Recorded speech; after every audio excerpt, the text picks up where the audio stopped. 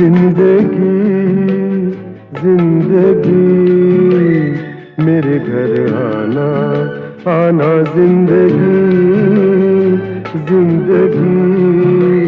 आप सभी का स्वागत है दोस्तों, आपके ही अपने प्रोग्राम जिंदगी के रंग गीतों के संग में, जहां हम मिलते हैं उन खास लोगों से जिनकी जिंदगी संघर्ष, मेहनत और सफलता की प्रेरक कहानियों से भरी होती है। उनकी बातों के बीच में हम सुनते हैं कुछ ऐसे गीत जो उनके जीवन की भावनाओं और अनुभवों को संगीत में ढाल देते हैं। तो चलिए, आइए इस खूबसूरत सफर में हमारे साथ चलिए। जिंदगी जिंदगी।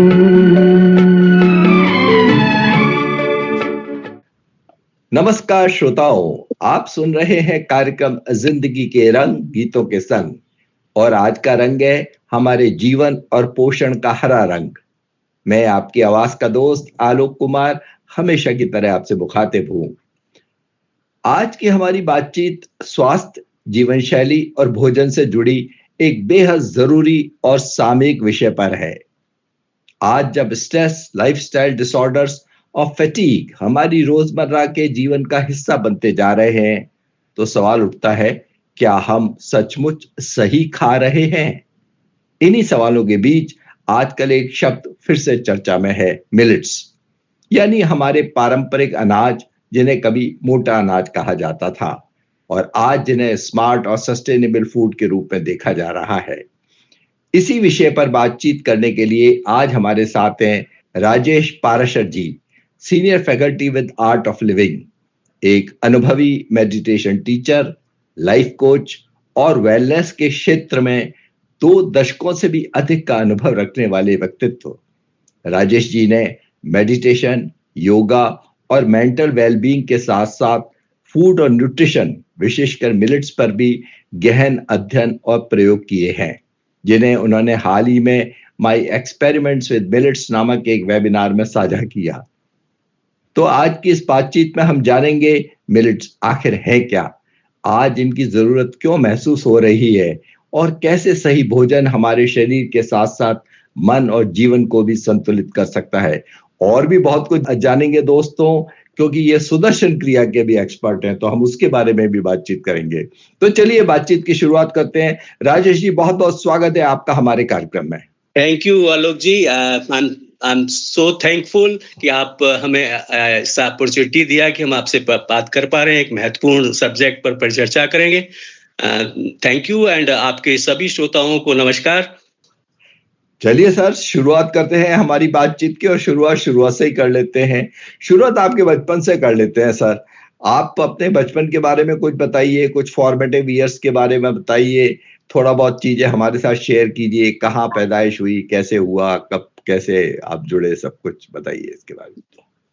मेरा बचपन के ईयर्स कुछ इस तरह से थे। उस बचपन के दौरान we used to roam around since my father was in army medical corps में हुआ करते थे मेरे फादर। तो I was born in Pune in army hospital basically, and then we kept roaming with father all around India basically. कहीं एक जगह टिके नहीं हम, और जगह जगह लोगों से जगह जगह से इंटरेक्शंस होते रहे। Finally we came back to Rajasthan, जहां हमारा गांव है करौली जिले में, और वहां हमने कुछ एजुकेशन ली, 11th क्लास वगैरह। पढ़ाई में I was quite an intelligent boy. तो मैं इंटेलिजेंट लोग साइंस की तरफ रुझान रखते थे, तो साइंस बायोलॉजी मेरा एक सब्जेक्ट रहा और उसमें मैंने ग्रेजुएशन किया। उसके बाद मैं जयपुर आके ट्रैवल एंड टूरिज्म में मैं जुड़ा, और इनबाउंड टूरिज्म के लिए मैंने बरसों काम किया। इस तरह से रहा। I used to be shy kind of kid, बहुत ज्यादा डिमांडिंग नहीं था मैं। उस तरह से जीवन चला, और फिर इनबाउंड टूरिज्म पे काफी। जी जी जी। तो ये साइंस बैकग्राउंड होने के बावजूद आप, ये तो मुझे अभी पता लगा आपकी साइंस बैकग्राउंड है, इतने अब ये स्पिरिचुअलिटी और वेलनेस की तरफ आपका रुझान कैसे बन गया? क्या हुआ? ये किस तरह का लाइफ चेंजिंग एक्सपीरियंस रहा? आलोक जी, साइंस और स्पिरिचुअलिटी हैंड इन हैंड है बेसिकली, और मैं बोलूंगा साइंटिफिक टेम्परामेंट वाले लोग बहुत अच्छे से स्पिरिचुअलिटी की तरफ रुझान होता है। You know what is science, ये जानना व्हाट इज इट, ये जानना साइंस है, एंड ये जानना who am I is spirituality है, राइट? तो ये जुड़े हुए, ये कुछ एक दूसरे के विरोध में नहीं है, साइंस और स्पिरिचुअलिटी। तो एक समय इंसान में आता ही है जीवन में, देर सवेर थोड़ा स्पिरिचुअल अवेकनिंग होता है, एक बड़े दृष्टिकोण से जीवन को देख लेना, छोटी छोटी चीजों में नहीं घुसे रहना, यही स्पिरिचुअलिटी है। या वंडरफुल, मजा आ गया आपकी बात सुन के, और जिस तरह से आपने दोनों एक दूसरे के सप्लीमेंट्री हैं ये कहना चाह रहे हैं आप, कहीं कोई कंट्रडिक्शन नहीं है, वो ब्यूटीफुल, मजा आ गया। तो अब थोड़ा आर्ट ऑफ लिविंग के बारे में बात करते हैं। आर्ट ऑफ लिविंग से आप किस तरह जुड़े, कोई ऐसा ट्रिगर पॉइंट था? आपने जैसे अभी अर्ज किया कि आप यहाँ ट्रेवल एंड टूर इंडस्ट्री से भी जुड़े रहे हैं, उसके बाद में किस तरह से आप आर्ट ऑफ लिविंग से जुड़े? Right Alok ji, actually working in inbound tourism in a corporate kind of sector, इसका बाई प्रोडक्ट स्ट्रेस हो ही जाता है। तो बहुत स्ट्रेसफुल जॉब था, एंड ऐसे ही one of my friend suggested one day कि भाई तुम ऐसे तो थे नहीं, अब काफी स्ट्रेसफुल होता जा रहा है, और वो स्ट्रेस जनरली रिफ्लेक्ट भी होता था, घर पर भी जाकर परेशानी क्रिएट होती थी, आई मीन इंटरपर्सनल रिलेशंस में भी बाधाएं खड़ी हो रही थी, एंड उस स्ट्रेस की वजह से फिर वो अपना जॉब भी प्रॉपर तरीके से नहीं कर पा रहे थे।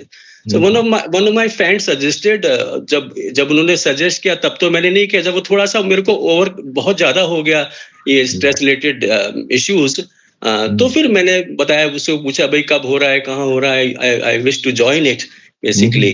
तो बस ऐसे थपेड़ों ने उस तरफ झुकाव दिया, और लकीली बाय गॉड ग्रेस ऐसे अच्छे जीवन में स्पिरिचुअल लिविंग मास्टर मिल गए, श्री रविशंकर जी।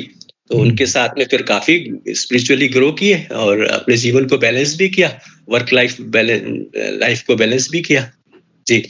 अच्छा, तो ये तो बहुत ही, मतलब आप एक उस स्ट्रेसफुल दौर से गुजर के और इस तरफ आए, किसी ने आपको राय दे दी और आप इनसे जुड़ गए, ये तो बहुत ही मतलब अच्छा लगा सुन के। तो एक साथ फुल टाइम आप इनके साथ हो गए थे, या शुरुआत में कुछ वैसे हल्का फुल्का जुड़ाव रहा, फिर उसके बाद एक साथ इनसे जुड़े, किस तरह से हुआ? जब मैंने आर्ट ऑफ लिविंग का पहला प्रोग्राम किया, हैप्पीनेस प्रोग्राम, मुझे बहुत अच्छा लगा, मन बहुत हल्का हुआ, बहुत सारे जो संताप थे, बिकॉज मैं एज आई टोल्ड यू कि मैं बहुत सारी चीजों को अपने अंदर सप्रेस करके रखता, तो बहुत सारी चीजें अंदर स्टोर होके रखी थी। तो with the process of Sudarshan क्रिया एंड ऑल, जब वो मेल्ट डाउन हुई, रिलीज हुई वो चीजें, तो I start blossoming again basically, right? तो वो इतना मुझे अच्छा लगा कि मैंने फिर सभी को इसका एडवोकेसी करना शुरू किया, सभी अपने फ्रेंड्स को, लाइफ फैमिली में सभी को प्रेरित किया, उनके साथ बैठा। फिर then I was as a volunteer with the organisation for couple of years. It was 2002 I did happiness programme.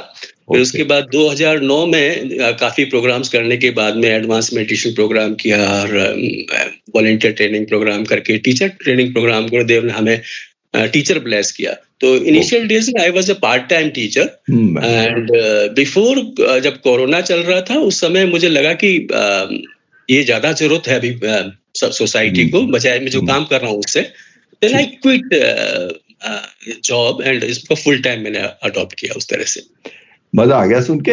मतलब शुरुआत में आप वॉलंटियर रहे और फिर बाद में आप पूरी तरह जुड़ गए। तो चलिए आपकी इस ब्लॉसमिंग अगेन के लिए कोई अच्छा सा रुक जाते हैं और एक अच्छा सा गाना सुनते हैं कि जिंदगी में आपके जो बदलाव आया और जो खुशी आई और तनाव से आप दूर हो गए, इस पे रुक के एक गाना सुन लेते हैं, फिर हम आगे बातचीत जारी रखते हैं। Yes yes.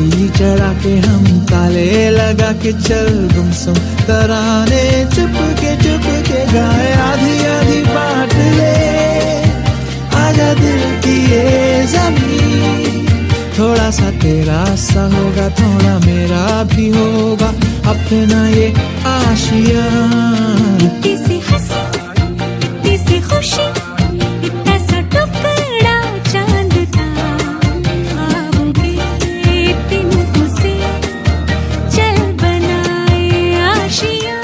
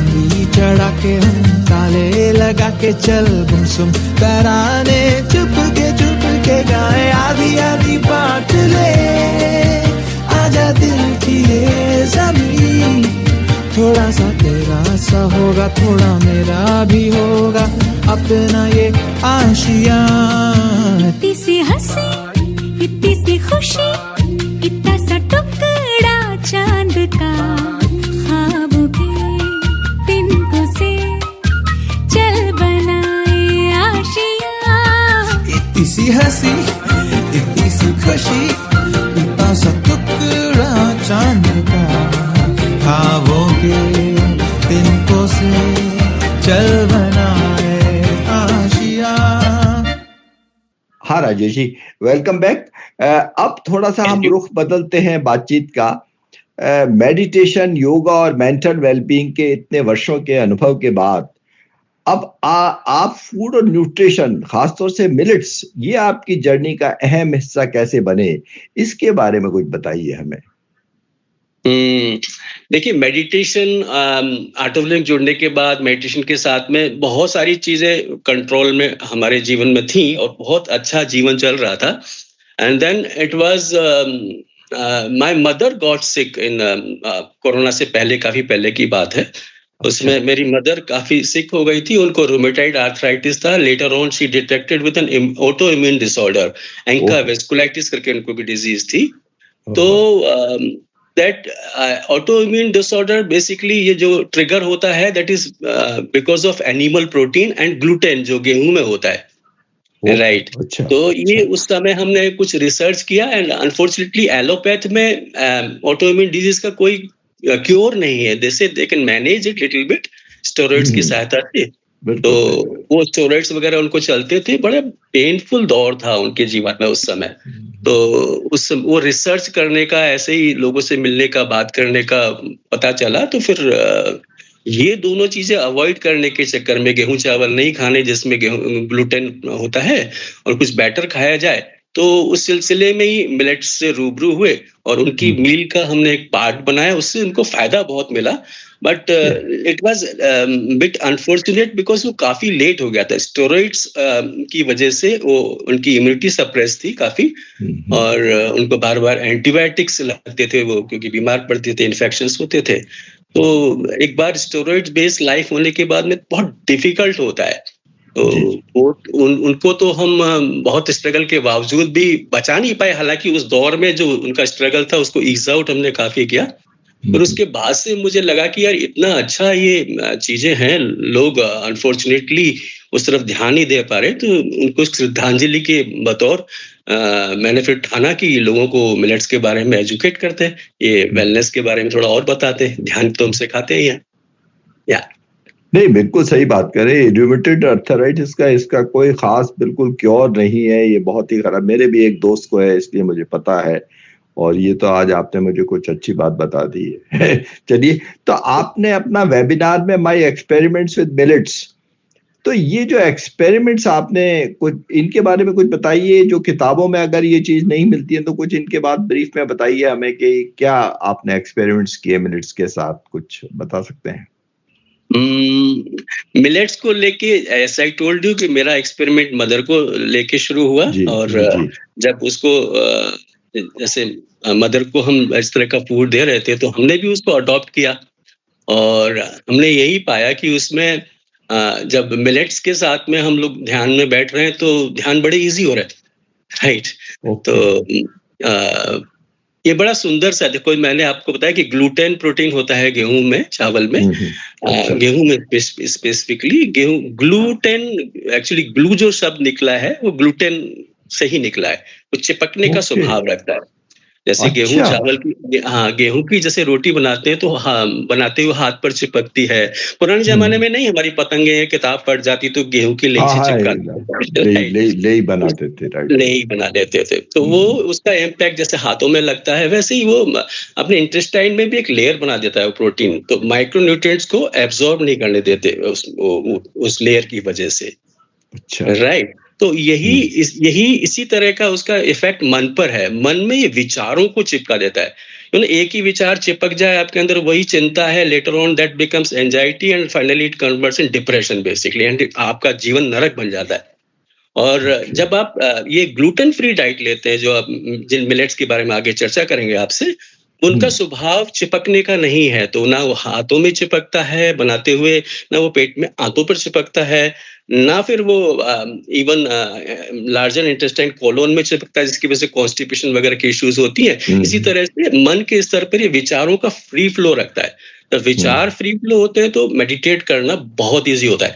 It is very good for our mental health. तो एक तरह से फिर जीवन स्वर्ग बन जाता है। भाई, आई एम सो थैंकफुल। मैं ग्लूटेन का नाम इतना सुनता था राजेश जी, लेकिन आज आपने जिस तरह से ये एक्सप्लेन किया है, ग्लू को जो इससे मिलाया है, मेरी आज ये सारी बात समझ में आई है। I am really thankful. मतलब मैंने इस तरह तो कभी किसी ने मुझे बताया भी नहीं, और मैंने किसी से सुना भी नहीं। और ये चिपकने वाली जो बात है, और आपने जिस तरह से उसको मेंटल वेलबींग से भी जोड़ दिया है, वो तो कमाल ही है। और it is a revelation for me, I must say.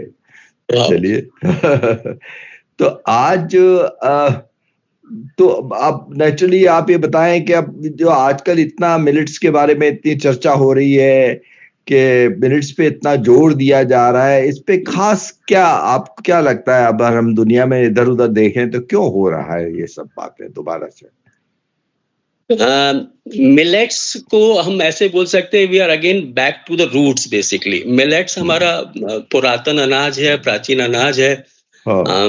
अगर देखा जाए तो गेहूं चावल कुछ वर्षों पहले हमारा मेन स्टेपल नहीं था। Yes, we used to have bajra, makka, jau, jowar का रोटी हम लोग खाते थे जी। गेहूं चावल तो कभी कोई फेस्टिवल था तो पूड़ी पराठे बनते थे, या घर में कोई मेहमान आता तो बनते थे, राइट। आज अगर कोई 60-70 साल पहले की बात करें तो उस समय 80 साल बिफोर ग्रीन रेवोल्यूशन की बात करें तो उससे पहले इसी तरह की चीजें हुआ करती। उससे भी पहले हमारे ये जो पॉजिटिव मिलेट्स के बारे में आगे हम चर्चा करेंगे, वो और भी जिनमें फाइबर कंटेंट अच्छा होने की वजह से चिपकते नहीं और बेस अच्छा बनता है, वो हुआ करते। जैसे हिमालय में कोडो मिलेट हुआ करते हैं हमारे रीजन में। अच्छा। उड़ीसा में, हाँ, ऐसे काफी मिलेट्स हैं जो एक्चुअली बहुत ड्राइड वेदर में विदाउट मच पानी के वो आसानी से उग जाते हैं, और वो अनाज रिच इन फाइबर होने की वजह से बहुत यूजफुल होता था। मतलब वो उसको भी हम जैसे कभी सुना हो, महाराणा प्रताप ने घास की रोटी खाई थी। That used to be one type of millet basically, और उसी से स्ट्रेंथ उनको काफी गेन हुई, राइट। तो इसका मतलब है कि राइस और व्हीट डोमिनेटेड जो भी डाइट है, इसने लॉन्ग टर्म पे हमारे शरीर पे और हमारे माइंड पे काफी असर डाला है। मतलब शरीर पे तो ऑब्वियसली हमारी डाइजेशन को अफेक्ट किया है, और माइंड पे तो डाला ही है। जब ग्रीन हाँ। रेवोल्यूशन हुआ तो एक्चुअली सेकेंड वर्ल्ड वॉर के बाद में क्या रहा कि जब ये बॉम्बिंग कहीं कहीं इन्होंने की तो उसमें इसके शेल्स में नाइट्रोजन का कुछ अवयव रहता था, तो वहां जहां बॉम्बिंग की उन्होंने देखा 3-4 महीने बाद वो कंपैरेटिवली ज्यादा ग्रीन हो गया वो एरिया।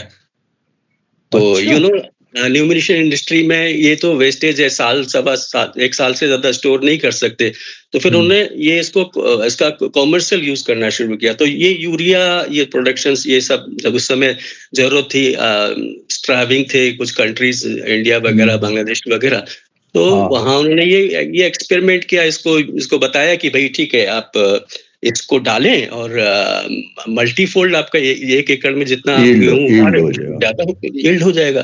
तो और ये एक्चुअली वाटर सोल्यूबल है, तो जो फसलें जैसे गेहूं, चावल, गन्ना, तो उसमें बहुत ज्यादा एक्सेसिव यूज होने लगा है अपना यूरिया वगैरह का। पर जो बाजरा वगैरह है वो उसमें उतने पानी की रिक्वायरमेंट नहीं है। तो आप देखिए बाजरा जब उगाते हैं तो उसमें फर्टिलाइजर नहीं डालते किसान, क्योंकि यूजफुल ही नहीं है, राइट। ओके। तो और मिलेट्स में तो बिल्कुल भी नहीं चाहिए फिर आपको, तो एक तरह से हाँ बिल्कुल। आप बता रहे हैं ये PL 480 में हम किसी जमाने इंपोर्ट करा करते थे, हमारे पे तो ये हमारे गेहूं था ही नहीं हमारे पास में, बाहर तो अमेरिका से आता था, बहुत पुरानी बात है। वो एक्स्ट्रा हो जाता था, वो उनको डंप करने की जगह, और वो शायद सब स्टैंडर्ड बेचते थे हमें, ऐसा नहीं था। एब्सोल्युटली, हाँ बिल्कुल सही बात। तो चलिए इसी ग्रीन रेवोल्यूशन की बात पे और बाजरा की बात पे हम एक गाने के लिए रुक जाते हैं और फिर आगे अपनी बातचीत जारी रखते हैं। धरती सुनहरी अंबर नीला हो, धरती सुनहरी अंबर नीला, हर मौसम रंगीला, ऐसा देश है मेरा हो, ऐसा देश है मेरा, ऐसा देश है मेरा, हाँ ऐसा देश है मेरा। बोले पपीहा कोयल गाए,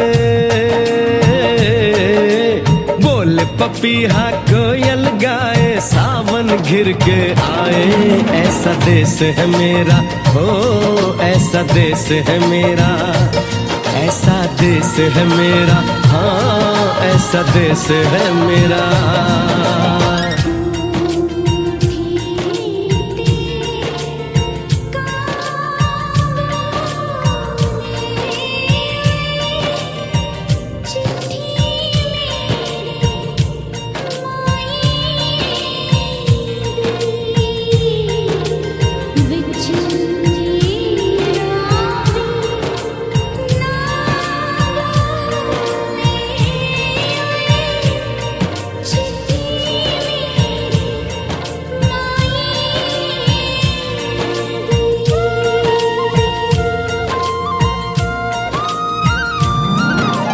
गेहूं के खेतों में कंघी जो करे हवाएं, रंग बिरंगी कितनी चुनरियां उड़ उड़ जाएं।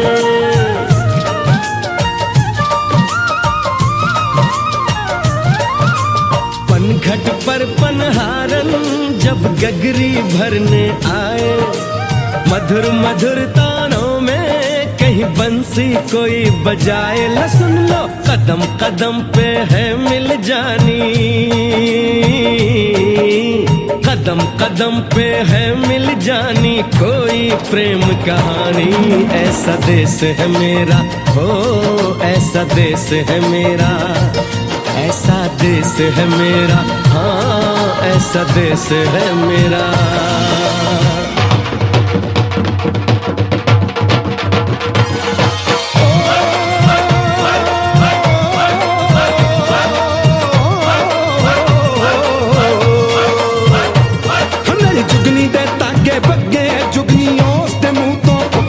ਜਿਹਨੂੰ ਸੱਟ ਇਸ਼ਕ ਦੀ ਲੱਗੇ ਓਏ ਸਾਈ ਮੇਰੇ ਆ ਜੁਗਨੀ, ਮੇਰੇ ਆ ਜੁਗਨੀ ਕਹਿੰਦੀ ਏ, ਉਹ ਨਾਮ ਸਾਈ ਤਾਂ ਲੈਂਦੀ ਏ।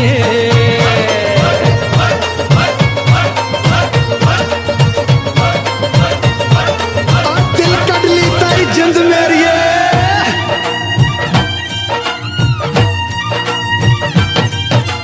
बाप के कंधे चढ़ के जहाँ बच्चे देखे मेले, मेलों में नट के तमाशे, कुल्फी के चाट के ठेले,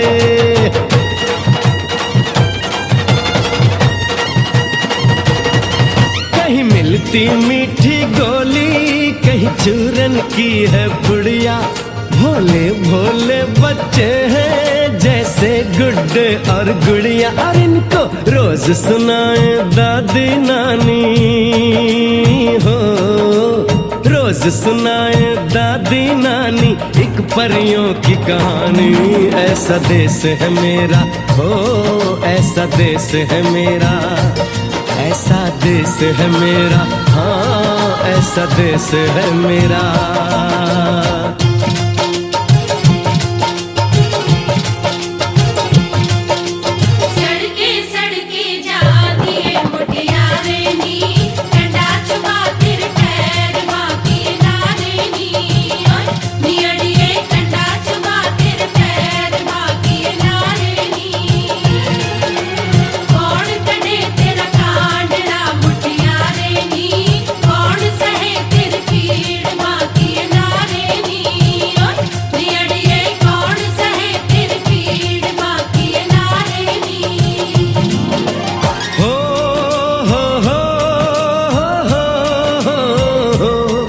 मेरे देश में मेहमानों को भगवान कहा जाता है, वो यहीं का हो जाता है जो कहीं से भी आता है।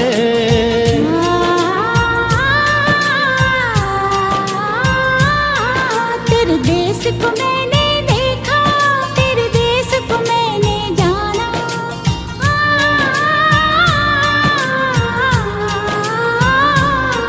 तेरे देश को मैंने देखा, तेरे देश को मैंने जाना। जाने क्यों ये लगता है मुझको जाना पहचाना, यहाँ भी वही शाम है वही सवेरा, वही शाम है वही सवेरा। ऐसा ही देश है मेरा, जैसा देश है तेरा, जैसा देश है तेरा, जैसा देश है तेरा। ऐसा देश है मेरा हो, जैसा देश है तेरा, ऐसा देश है मेरा, हाँ जैसा देश है तेरा। ऐसा देश है मेरा, हाँ जैसा देश है मेरा।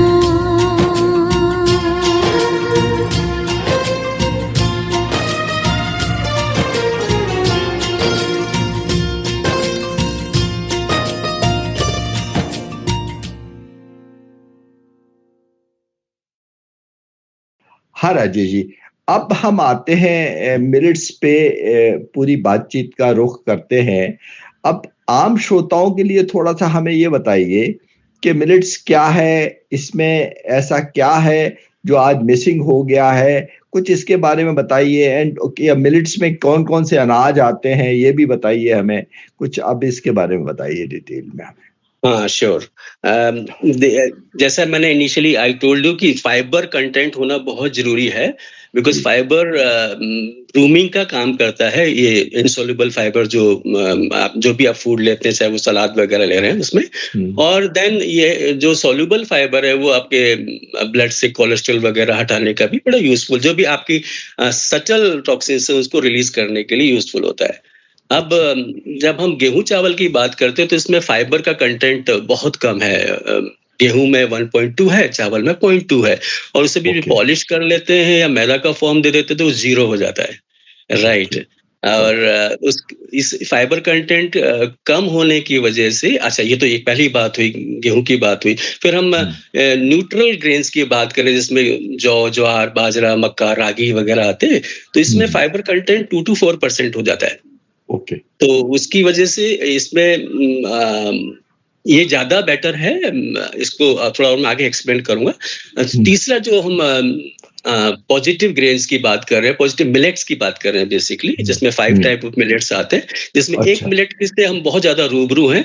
उसको हम जनरली व्रत में जब फास्टिंग करते हैं तो उसको हम खाते हैं, सामा का चावल अलग अलग बोलते हैं, राइट। उसका वैसे नाम बार्नयार्ड मिलेट उसको बोल देते हैं। तो इनमें फाइबर कंटेंट 8 to 12.5% होता है। So rich in fibre and उसकी वजह से इसमें इसका मेडिसिनल वैल्यू हो जाता है, काफी हेल्पफुल हो जाता है। फाइबर क्यों चाहिए? क्योंकि फाइबर लेस फूड खाने से हमारे अंदर ग्लूकोज इम्बैलेंस हो जाता है। ओके ओके, है ना? जैसे आपने ऐसा भोजन खाया, चीनी खाया जिसमें फाइबर है ही नहीं, और मैदा खाया फाइबर नहीं है, गेहूं चावल खा रहे हैं फाइबर नहीं है, तो एकदम विद इन 30 मिनट्स वो सारा का सारा ग्लूकोज ब्लड स्ट्रीम में आ जाता है। फ्लडिंग ऑफ ग्लूकोज स्पाइक होता है and it gives unnecessary pressure to our pancreas basically. Lots of insulin is required. जब बहुत ज्यादा वो होता है तो दैट स्टार्ट डिपोजिटिंग, लिवर में डिपोजिट होता है initially, that deposits as cholesterol in our blood, arteries वगैरह में डिपॉजिट होता है ना, सबक्यूटेनियस डिपॉजिट हो जाता है, तो अपने स्किन के नीचे डिपॉजिट हो जाता है, तो ओबेसिटी होने लग जाती है। तो ये एक्चुअली जब फाइबर कंटेंट ज्यादा होता है तो बहुत स्लो रिलीज ऑफ ग्लूकोज होता है, जो पॉजिटिव मिलेट्स के केस में है। गेहूं बाजरा 2-3 घंटे में अपना रिलीज कर देता है, but it takes 5 to 6 hour. बहुत स्लो रिलीज ऑफ ग्लूकोज होता है, तो पैनक्रियाज को लोड नहीं पड़ता एंड हमें एक सस्टेन्ड एनर्जी मिलती है। अच्छा, राइट। तो बहुत सारी चीजों से हम बच जाते हैं। ग्लूकोज इम्बैलेंस की वजह से इश्यू हो रहे हैं बहुत सारे, डायबिटीज बेसिकली ग्लूकोज इम्बैलेंस की वजह से है। ओके, उससे हम बच जाते हैं। अच्छा, जैसे अभी जो मेरे की समझ में आई है, न्यूट्रल मिलेट्स हैं और पॉजिटिव मिलेट्स हैं, तो इन दोनों में तो पॉजिटिव मिलेट्स कौन कौन से हैं? न्यूट्रल मिलेट्स में जैसे मैंने बताया, neutral millet means that these millets can keep a healthy person healthy. Okay okay, है ना? आप उसमें हीलिंग है पर बहुत ज्यादा नहीं है। बट ये पॉजिटिव मिलेट्स की हम बात कर रहे हैं, दैट हील्स बेसिकली। अगर आप सिक भी हैं तो बहुत सारी आपको इसमें हेल्प मिल जाती है, आपको उस बीमारी से लड़ने के लिए, टू बी हेल्दी अगेन। जहाँ पॉजिटिव मिलेट्स की बात करते तो एक मिलेट हमने बात की बार्नयार्ड मिलेट, जो व्रत में खाते हैं, वो समाकाट, हाँ, और होते हैं। इसके अलावा 4 मिलेट और होते हैं, जैसे कोडो मिलेट होता है। कोडो मिलेट उसमें, और एक होता है फॉक्सटेल मिलेट, एक होता है आपका ब्राउन टॉप मिलेट होता है, और एक लिटिल मिलेट होता है। अब इसके फाइबर में एक मेडिसिनल प्रॉपर्टीज है, सब अलग अलग मेडिसिनल प्रॉपर्टीज है, ऐसा रिसर्च है सारा का सारा। जैसे little millet is very good for hormonal imbalance, endocrine related issues को लेके बहुत अच्छा है। अच्छा, it can even deal with the infertility issues जो आजकल काफी हो रखे हैं। Okay okay, kodo millet is very good for blood related, heart related issues. It can even cure the blood cancer. अच्छा, तो हाँ, बहुत अच्छा है kodo millet. Just good fat cutter. आप ओबेसिटी है तो फैट को बहुत अच्छे से काटता है। Okay, and when it comes to barnyard millet, it's good for health of liver and all those soft tissues basically, bladder की हेल्थ के लिए, पैनक्रियाज की हेल्थ के लिए बहुत अच्छा है। अच्छा, then which one? Brown top is good for nerves related issues, बहुत अच्छा है। And foxtail millet is good for lungs, again nerves के लिए भी बहुत अच्छा है foxtail millet, lungs related issues के लिए बहुत बहुत अच्छा है। अच्छा राजेश जी, ये बात तो सही है, लेकिन आपने जो मेरे को इन पॉजिटिव मिलेट्स के नाम बताए, ये अंग्रेजी में बताए, हिंदी में इनके क्या नाम है? मैं वैसे ही पूछना चाहता हूँ। कोदो का हिंदी अंग्रेजी एक ही है। अच्छा, कोदो। बार्नयार्ड को हिंदी में जो व्रत वाला चावल सामा का अलग अलग बोलते हैं। अच्छा, एंड लिटिल मिलेट इज गुटकी। गुटकी, अच्छा। एंड आपका ब्राउन कौन सा था? लास्ट में फॉक्सटेल मिलेट इज कंगनी। अच्छा, and brown top millet is hari kangni. इस तरह से बोलते हैं। तो ये राजेश जी नॉर्मली अवेलेबल होते हैं शॉप्स वगैरह में? हाँ, आप डिमांड करिए, अमेज़न पे अवेलेबल है, बहुत सारे लोग इस पर काम कर रहे हैं, और ऑलमोस्ट हर शहर में अवेलेबल है। जैसे मैं जयपुर से हूँ तो यहीं मुझे ही आइडिया 3-4 लोग रखते हैं, देते हैं, मिलता है, बिल्कुल इजीली अवेलेबल होता है। चलिए थोड़ा सा हम फिर बात करते हैं, मजा आ गया सुन के। तो कई लोग मिलेट्स को पुअर मैन्स फूड मानते हैं, तो क्या आपको लगता है कि अब ये थिंकिंग बदलने की जरूरत है? ऐसा क्या हमको करना चाहिए? हाँ, इनकी न्यूट्रिशनल वैल्यूज को देखते हुए आजकल की जो लाइफ स्टाइल डिजीजेस को क्योर करने की क्षमता को देखते हुए ये तो सुपर फूड है ये। पर अनफॉर्चुनेट है, यू आर राइट, लोग इसको गरीबों का भोजन बोलते हैं, जानवरों का भोजन बोलते हैं। जैसे अमेरिका में एक मिलेट होता है, I am not able to recollect, I think it's foxtail millet और व्हाटएवर, तो वो जानवरों को खिलाते हैं, वो नॉट ईटिंग इट। वेयरएज जिस तरह के न्यूट्रिएंट्स हैं और इसकी मेडिसिनल वैल्यू है उसको देखते हुए वन शुड अडॉप्ट इट, या टोटली अडॉप्ट इट। ओके, अच्छा चलिए, मैं एक बहुत ही लेमैन सा और एक आम आदमी वाला सवाल पूछ रहा हूँ आपसे। अगर आज किसी को वो कहे मैं गेहूं के आटे की रोटी नहीं खाऊंगा मैं, और कोई एक मिनट उसको लेना हो जो एक नॉर्मल चपाती खाने के लिए, तो वो कौन सा आप सजेस्ट करेंगे? देखिए, मैं बोलूंगा कोई पर्टिकुलर एक मिलेट तो नहीं, हमें मिलेट्स पांचों ही लेने हैं, क्योंकि पांचों की मेडिसिनल वैल्यूज हैं और पांचों ही इजी टू डाइजेस्ट है, ऐसा कुछ भी नहीं है। पर हाँ, इनिशियली हम बोलेंगे आप बजाय रोटी खाने के उसे फर्मेंटेड पॉरिज के रूप में यूज करें, तो आपका बॉडी उसके माफिक बहुत जल्दी होने लग जाता है एंड बहुत सारी चीजें आपको इसमें as far as health is concern बहुत सारा आपको हेल्प मिलता है उसमें। अच्छा, पॉरिज बना के खाएं, मतलब चपाती की जगह? चपाती की जगह अच्छा, चपाती भी बनाई जा सकती है। अगर कोई बाजरा मक्का का चपाती बनाना जानता है तो सिमिलर वे में इन पांचों मिलेट्स का भी चपाती बनता है। अच्छा, पांचों मिलेट्स का आटा बना के और उनकी एक चपाती बनाई जा सकती है। Yes, that's wonderful. अच्छा, तो चलिए आप थोड़ा सा गवर्नमेंट ऑफ इंडिया की तरफ आते हैं। गवर्नमेंट ऑफ इंडिया ने मिलेट्स को काफी प्रमोट कर रही है। आपने देखा था शायद G20 में या कभी भी उन लोगों ने एक मिलेट का पूरा डिनर रखा था। तो क्या ये सिर्फ हेल्थ का मुद्दा है या इससे कुछ ज्यादा है? आजकल क्या गवर्नमेंट ऑफ इंडिया के दिमाग में कैसे आ रहा है ये सब? मैं तो कॉन्ग्रेचुलेट करना चाहूंगा गवर्नमेंट ऑफ इंडिया को, इतना अच्छा इनिशिएटिव लिया। 2023 में उन्होंने ईयर ऑफ द मिलेट बोला उसको, एंड यस, और उन्होंने काफी जगह मिलेट को प्रमोट किया। इवन आर्मी में भी वो बोलते प्योर आपको गेहूं नहीं खिला रहे, they are mixing about 30-35% millets को दे रहे हैं। और ये तो बहुत अच्छा इनिशिएटिव है गवर्नमेंट का। समहाउ यू नो व्हेन हम मिलेट की तरफ झुकाव करते हैं तो we are serving our mother earth also, right? माँ को, धरती माँ को भी बचाने वाला एक प्रयास हो रहा होता है। यहाँ तो बहुत अच्छा प्रयास है, मैं बोलूंगा इट शुड बी कंटिन्यूड। एक साल को ना रेस्ट्रिक्ट करके उसको आगे चालू रखते रहना चाहिए। बहुत बढ़िया, तो मजा आ गया आपकी बात सुन के साहब, और आपने जिस तरह से प्रैक्टिकल तरह से बताया वो भी बहुत अच्छा लग गया। चलिए, तो इसी मिलेट्स के नाम पे और इसका जो हेल्थ के लिए फायदे हैं उनके बात पे रुक के हम एक गाना सुन लेते हैं, फिर आगे बातचीत जारी रखते हैं।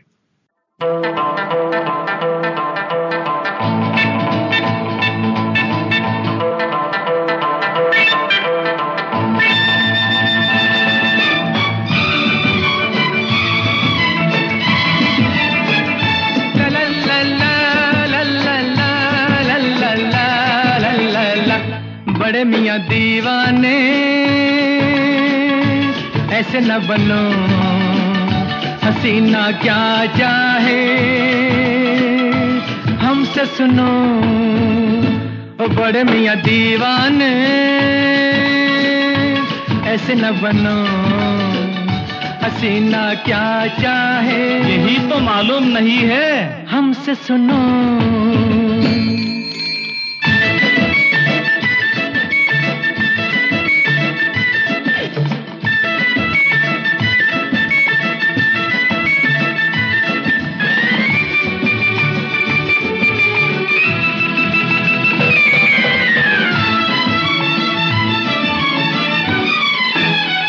सबसे पहले सुनो मियाँ, करके वर्जिश बनो जवां। सबसे पहले सुनो मियाँ, करके वर्जिश बनो जवां। चेहरा पालिश किया करो, थोड़ी मालिश किया करो। स्टाइल से उठे कदम, सीना ज्यादा तो पेट कम। ऐ टिपला उजले बालों को रंग डालो, बन जाओ गुलबाम बड़े मियाँ दीवाने, ऐसे न बनो हसीना क्या चाहे हमसे सुनो।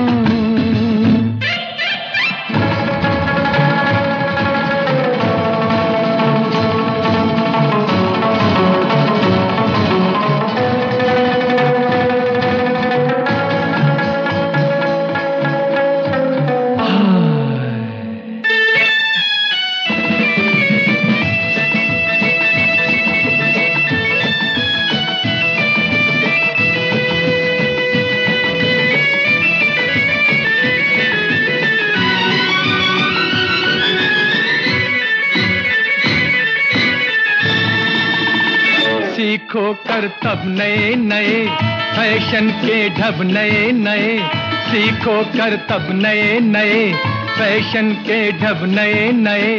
ढीला ढाला लिबास क्यों, रेशम पहनो कपास क्यों, फन ये जादूगरी का है, अरमा तुमको परी का है। तो किबला मारो मंतर टेढ़ी बनकर निकलो वक्त शाम बड़े मियाँ दीवाने, ऐसे न बनो हसीना क्या चाहे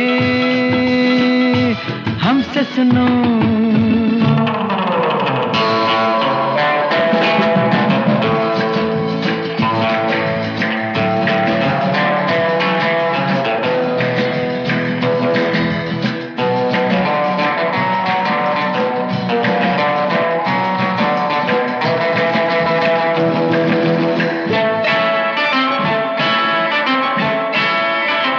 तन्हाई में अगर कहीं आ जाए वो नजर कहीं, तन्हाई में अगर कहीं आ जाए वो नजर कहीं, कहिए हाथों में हाथ डाल ऐ गुल चेहरा परी जमाल।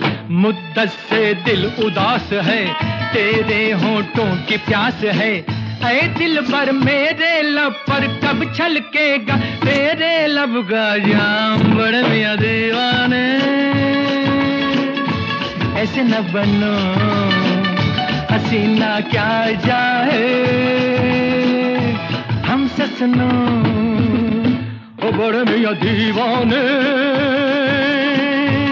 ऐसे न बनो हसीना क्या चाहे, यही तो मालूम नहीं है हमसे सुनो।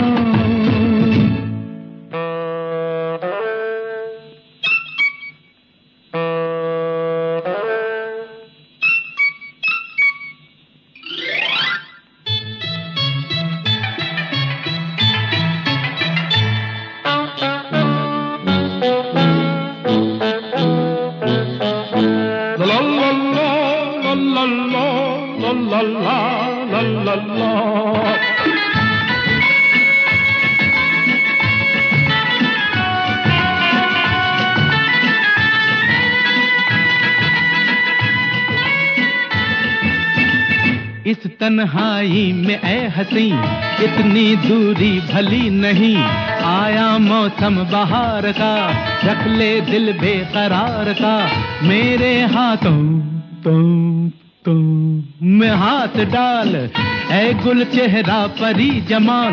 मुद्दत से दिल दास है, तेरे होठों की प्यास है, ऐ दिल पर मेरे लब पर कब छलकेगा तेरे लब का जा जा जा जा जा आम।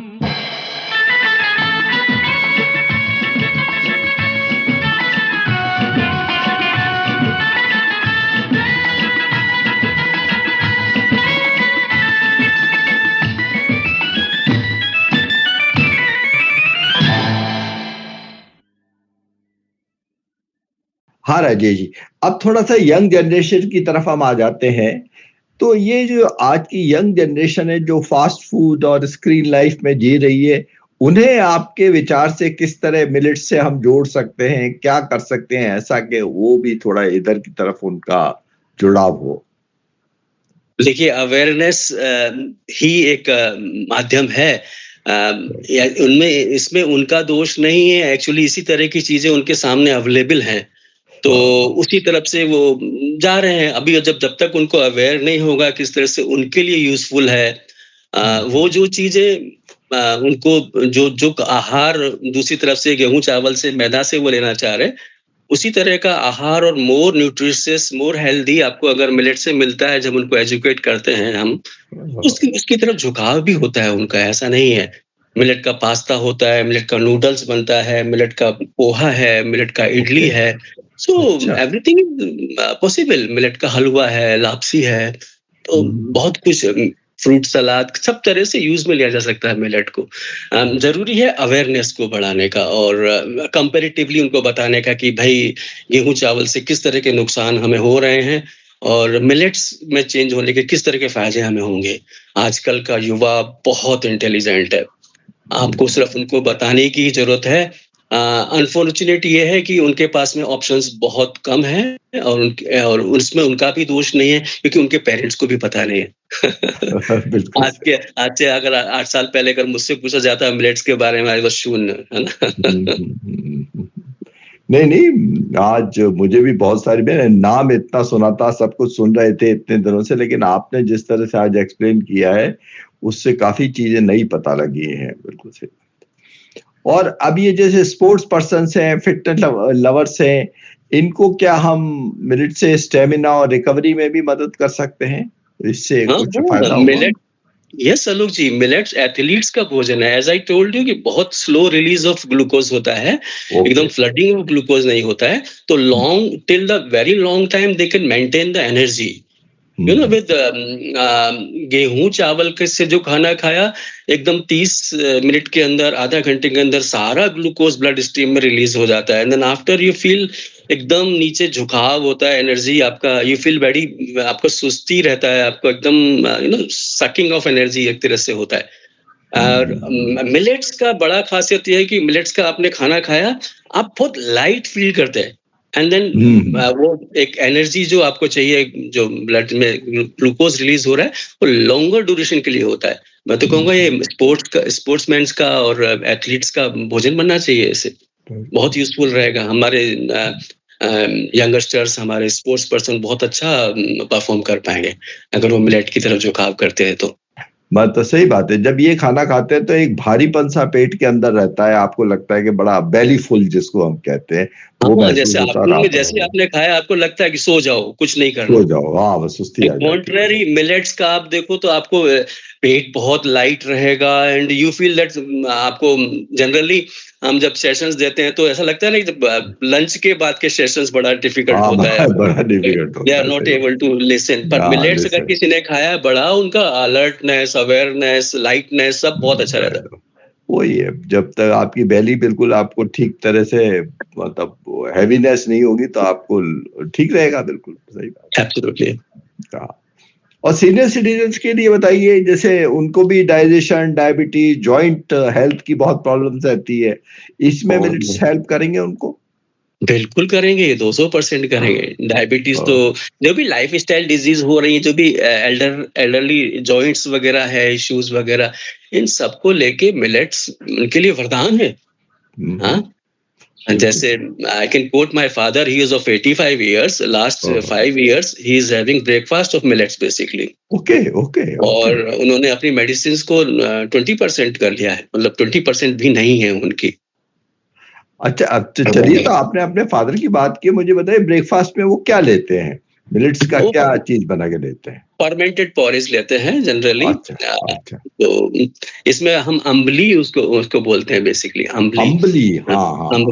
फर्मेंटेड पॉरेज होता है। इसमें यू नो मिलेट्स को थोड़ा सा पकाने से पहले सोक करना इज मस्ट। जैसे हम राजमा, छोले को सोक करते हैं, because of high fibre content. इसमें सिर्फ पेरिफेरी में नहीं, अंदर जाते जाते तो बहुत ज्यादा फाइबर होता है, उसको फिर हाइड्रेट करना बहुत जरूरी होता है। जब हम इसको भिगो लेते हैं 6-8 घंटे, तो फिर शाम उसी पानी में उसको कुक कर लेते हैं, मिट्टी के बर्तन में प्रेफरेबली रख के उसे कुक कर लेके, उबलने के बाद में 15-20 मिनट में अच्छी तरह से कुक हो जाता है, बिना नमक डाले उसको कुक करते हैं। एंड देन उसको ठंडा होने के बाद एक सूती क्लॉथ बांध के रख देते हैं, उसको फर्मेंट होने देते हैं रात भर। अपना जो बैक्टीरिया है वो आता है, एरोबिक बैक्टीरियाज आते हैं उसमें, एंड नेक्स्ट मॉर्निंग हम उसमें छाछ वगैरह मिला के एक अच्छा सा छाछ राबड़ी जैसा हो जाता है। बहुत टेस्टी होता है और एक फुलफिलिंग ब्रेकफास्ट होता है बहुत अच्छे से। और हाँ, बहुत अच्छा लगता है। मतलब even after that you can skip the lunch, जरूरत ही नहीं पड़ती। अगर आपको लंच ना भी मिले तो चलेगा। इतना भर के बाउल आप पी लीजिए, बहुत अच्छा लगता है। आपने इतना, मेरे का तो बहुत मन करने लग गया। लेकिन आप ये बताइए, अम्बली क्या हुआ? अम्बली क्या चीज है? अम्बली मिलेट्स फर्मेंटेड पॉरेज। हम जिसको इसको जैसे मैंने इनिशियली आपको बताया कि इसे भिगो दिया इसको 6-8 घंटे, उसके बाद उसको कुक कर लिया बिना नमक डाले, तो उसको रात भर हमने रखा तो वो फर्मेंट हो गया, है ना? फर्मेंट हो गया तो उसको हमने यूज कर लिया। अच्छा, एक चीज और, अगर हम उसको बहुत कम क्वांटिटी में लेते हैं, एक टीस्पून लेकर अगर हम उसको बनाएं 500-700 ml, उसको पहले भिगो लें और 500-700 ml में डाल के उसको कुक कर लें उसे पानी में, और उसे रात भर उसको फर्मेंट होने दें, सुबह उस पानी को पीते हैं तो उसमें बहुत ज्यादा प्रोबायोटिक बैक्टीरियाज होते हैं। ओके। हाँ, that is needed for health basically। नहीं राजेश जी, मुझे बताए, अम्बली जो आपने शब्द यूज किया, ये इसका रॉ मटेरियल क्या है? क्या लाएं उसको पानी में सोक करें? वो चीज क्या होती है? मिलेट, जो हम मिलेट्स की बात कर रहे हैं। अच्छा, वही सारे मिला के। All 5 positive millets. ठीक है। टर्न बाय टर्न आप लेते रहिए। 2 दिन इस मिलेट का लीजिए, 2 दिन इस मिलेट का, 2 दिन इस मिलेट का। अम्बली वो शब्द है जो सोक होने के बाद में जो प्रोडक्ट बनता है उसको अम्बली कह रहे हैं। फर्मेंटेड पॉरेज को हमने अम्बली बोल दिया। ओके, है ना? अगर हम लिक्विड फॉर्म में ले रहे हैं तो उसको अम्बली बोल सकते हैं, और बहुत थोड़ा सॉलिड हो जाता है, छाछ वगैरह मिलके बोलते हैं तो उसको आप राबड़ी बोल सकते हैं ना। छाछ राबड़ी पुराने जमाने में राबड़ी तो राजस्थान में बहुत खाते थे। हाँ, चलिए, तो फिर मैं अब करीब मैं अब बस आपसे एक बात और पूछना चाहता हूं कि अब ये मिलेट्स खाना मुश्किल है, लोगों की एक सामान्य मान्यता है, तो इस बिगिनर के लिए सबसे स्टार्टिंग पॉइंट कौन सा आप सजेस्ट करेंगे कि ये करना चाहिए? जैसे मैंने बोला, फर्मेंटेड पॉरेज से स्टार्ट करिए। ब्रेकफास्ट आपका अच्छा है, ब्रेकफास्ट आपका अच्छा है तो आपका डे बहुत अच्छा हो जाता है आपको, राइट? और आपकी जो पसंद की डिशेस हैं, आप पास्ता खाते हैं, आपको मीठा पसंद है, हलवा वगैरह, आप लापसी बनाइए, हलवा बनाइए, उपमा बनाइए, इडली बनाइए, जो आपको पसंद की डिश है उसे आज आप ब्रेकफास्ट में या लंच में ले सकते हैं। उसका रोटी का शौकीन है, रोटी खाइए। तो start with ambali is very good. आपका बॉडी भी उस हिसाब से ढल जाता है। फर्मेंटेड है तो it's very easy to digest, otherwise also it's very easy to digest because of fibre element. तो बड़ा अच्छे से हो जाता है। बहुत बढ़िया। और ये ना एक चीज और मैं आपको आलोक जी बोलूंगा, इसमें ना हार्मोनल इम्बैलेंस को भी क्योर करने की बहुत अच्छी वो है, कैपेसिटी है। अच्छा, हार्मोनल इम्बैलेंस जब ये तो इसका मतलब एडोलसेंट जो बच्चे होते हैं उनमें जो हार्मोनल इम्बैलेंस होता है उसके लिए भी फायदा करेगा बच्चों के लिए। लिटिल मिलेट बहुत बढ़िया है उसमें, और उसमें फिर एनिमल प्रोटीन से भी आपको थोड़ा सा दूरी बनाना पड़ता है अगर आपको हार्मोनल इम्बैलेंस ठीक करना है तो। क्योंकि बहुत सारे जब हम मिल्क या मीट लेते हैं तो बहुत सारे ग्रोथ हार्मोन्स, बहुत सारे एनिमल हार्मोन्स हमारे अंदर जाते हैं, एंड उसकी वजह से हार्मोनल इम्बैलेंस हो जाता है। तो you'll be surprised, जब हम छोटे थे तो एक समय था जब इस एज की जो गर्ल्स होती थी तो 14-15 साल की उम्र में उनका फर्स्ट पीरियड होता था। जी जी। अभी आप गौर करिए तो 10-11 साल की बच्चियों को पीरियड। मेरे दिमाग में वही बात थी, आपने बहुत अच्छी तरह समझ गया मैं क्या पूछना चाह रहा था। तो it's because of the milk, basically milk is a culprit. Okay.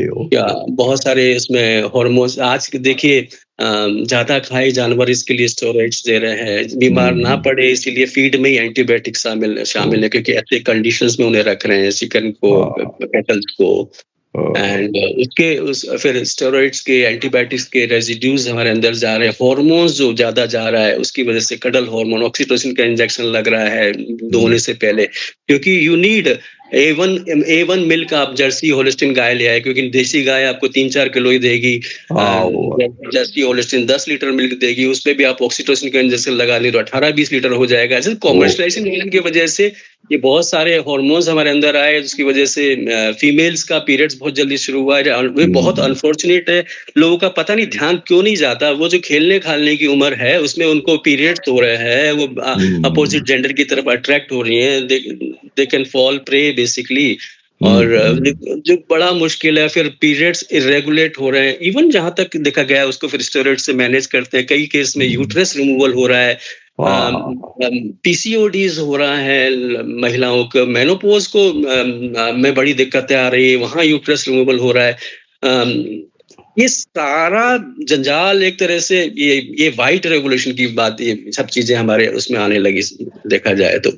और फिर ये तो फीमेल को लेके प्रॉब्लम है, मेल को लेके लो स्पर्म काउंट बड़ा इश्यू बन गया आजकल, राइट। पहले बहुत है बेंगलोर वगैरह में बहुत बुरा हाल है। जो 80-100 मिलियन स्पर्म्स हुआ करते थे, आजकल 20-30 मिलियन स्पर्म्स भी नहीं। I mean we are not able to happily produce the kids, resulting in IVF centres and all. ये बहुत अनफॉर्चुनेट की तरफ हम उस तरफ चल रहे हैं, राइट। बहुत विविड पिक्चर खींच दिया आपने। एंड जब हम लिटिल मिलेट की बात करते हैं, it is like such A magical millet जो आपको हार्मोनल इम्बैलेंस को ठीक कर देता है, एंडोक्राइन उसके इश्यूज को ठीक कर लेता है, प्रोवाइडेड हम उसको मिल्क प्रोटीन, एनिमल प्रोटीन को आप अपने से थोड़ा दूर रख देते हैं। तो मैं बोलता हूँ एनिमल प्रोटीन और ग्लूटेन को हटा दें तो generally you don't need hospitals. 80-90% hospitals में लॉक लग जाएगा। अच्छा। अभी एक्चुअली हम एक मेडिकल सिस्टम पर बोझ बने हुए हैं पूरा का पूरा, and no one is talking about the cure कैसे हो सकता है। हम नए नए इन्वेंशंस कर रहे हैं, डायबिटीज हो रहा है तो सारा नई नई तरह की चीजें निकाल के, डायलिसिस हो रहे हैं, ये हो रहा है, वो हो रहा है, तो कितनी तरह की चीजें हो रही है। पर थोड़ा सा आहार अगर हम ठीक कर लें, बहुत सुंदर बात है, मैं बोलूंगा अगर आपका आहार अच्छा है तो यू डोंट नीड मेडिसिन, और आपका आहार अच्छा नहीं है तो any amount of medicine will not work.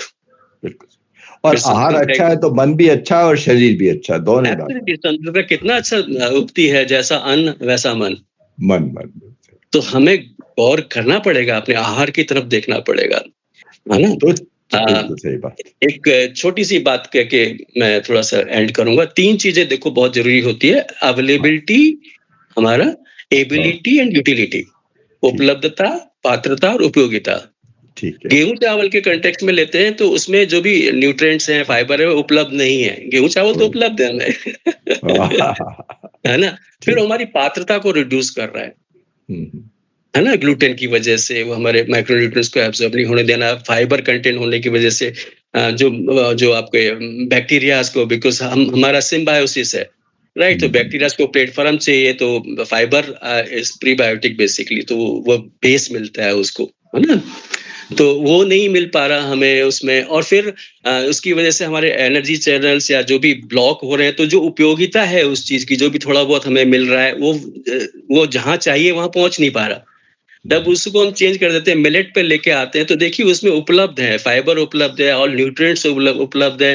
फिर उसका हमारी एबिलिटी को भी बढ़ा रहा है, सिंस वो ब्रूमिंग का बहुत अच्छा काम कर रहा है, एक बेस दे रहा है, हर अपने बैक्टीरियाज को प्रोड्यूस होने के लिए, गुड बैक्टीरियाज वहां रह रहे हैं, तो we are not falling sick, सारा का सारा हो रहा है। And then this cleansing our energy channels, blood vessels, इसको आर्टरीज को क्लींज कर रहा है, सारे सटल क्लींजिंग कर रहा है सारा का सारा। तो जो हमने एनर्जी व्हाटएवर जो भी हमने प्रोड्यूस किया है उसको हम यूज कर पा रहे हैं। तो one should be aware of this उपलब्धता, पात्रता और उपयोगिता। बहुत बढ़िया, बहुत बढ़िया। तो हम बिल्कुल आखिरी पायदान पर आ गए राजेश जी, मतलब इतना आपने विविडली समझा दिया कि मजा आ गया। लेकिन मैं अब यहाँ एक छोटे से गाने के ब्रेक के लिए रुक रहा हूँ, और मैं लास्ट में आपसे एक सवाल सुदर्शन क्रिया के बारे में जरूर पूछूंगा, बहुत ब्रीफ में हमें थोड़ा सा बताइएगा। मेरे मन की बात आपने ले ली।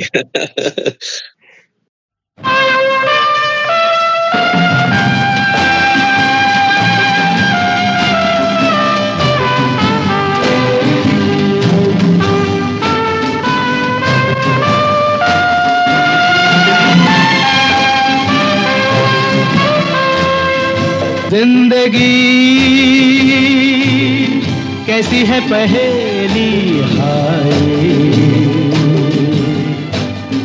कभी तो हंसाए कभी ये रुलाए। जिंदगी कैसी है पहेली हाय, कभी तो हंसाए कभी ये रुलाए।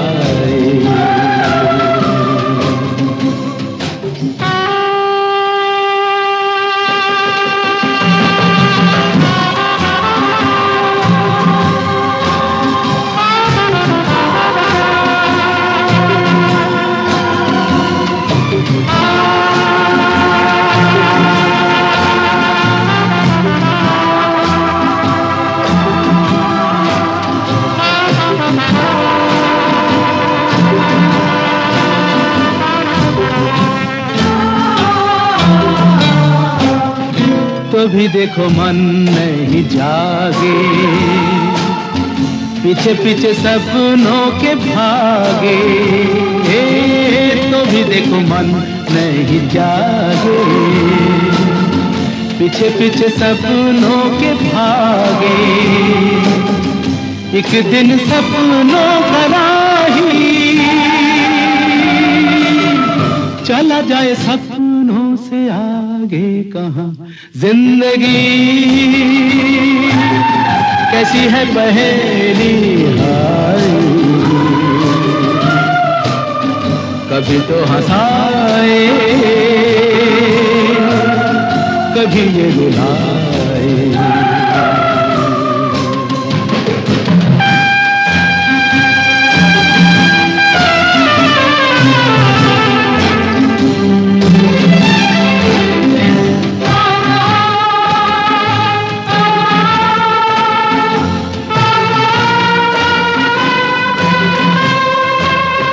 जिन्होंने सजाए यहाँ मेले, सुख दुख संग संग झेले। जिन्होंने सजाए यहाँ मेले,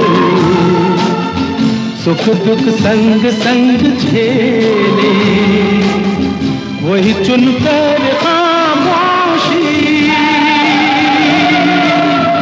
यूं चले जाए अकेले कहाँ। जिंदगी कैसी है पहेली हाय, कभी तो हंसाए।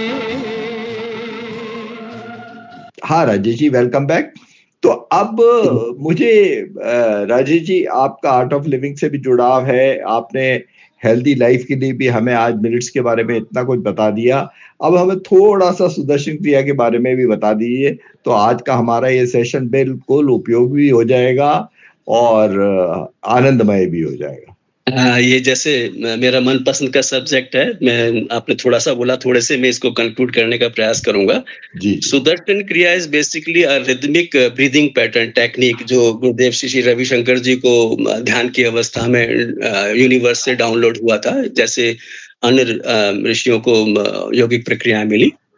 तो जनरली मैं इसको ब्रीफ करता हूँ। जैसे हमारा मन और हमारा श्वास आपस में जुड़ा हुआ है, उसका सीधा प्रभाव है। जैसे जो भी मन में भाव आता है उसके कोरस्पॉन्डिंग हमारा ब्रीदिंग पैटर्न भी चेंज होता है। जैसे गुस्सा आया तो श्वास तेज हो गई, डर आया तो श्वास उथली हो गई, दुखी हुए तो आपका एक्सहेलेशन बिकम्स प्रोमिनेंट, बहुत ज्यादा निश्वास बहुत भारी हो जाता है।